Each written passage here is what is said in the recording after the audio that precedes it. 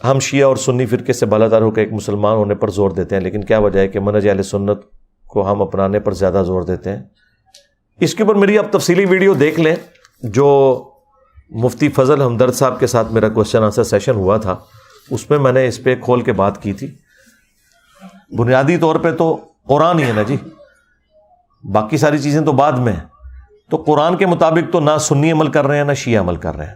باقی وہ جو چند ایک مسائل میں جو ایشو ہے، جو خلافت کا ایشو ہے، امامت کا ایشو ہے، اس میں ہم اہل سنت کے منہج کو صحیح سمجھتے ہیں ایز کمپیئر ٹو اہل تشیع کے، اگرچہ وہ بھی مسلمان ہیں، انہیں جہاں پہ غلطی لگی ہے انہیں بھی بتاتے ہیں، جہاں پہ سنیوں کو غلطی لگی ہے ان کو بھی بتاتے ہیں۔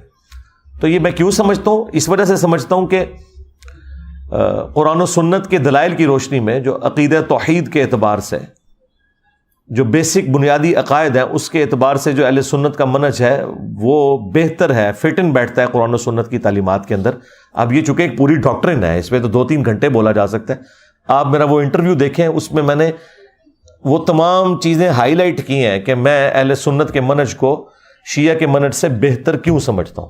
لیکن میرا سمجھنا وہ سمجھنا نہیں ہے جو سنی فرقہ سمجھتا ہے، بریلوی دیوبندی اہل حدیث، اور نہ میں سنی فرقوں بریلوی دیوبندی اہل حدیث کو بہتر سمجھتا ہوں۔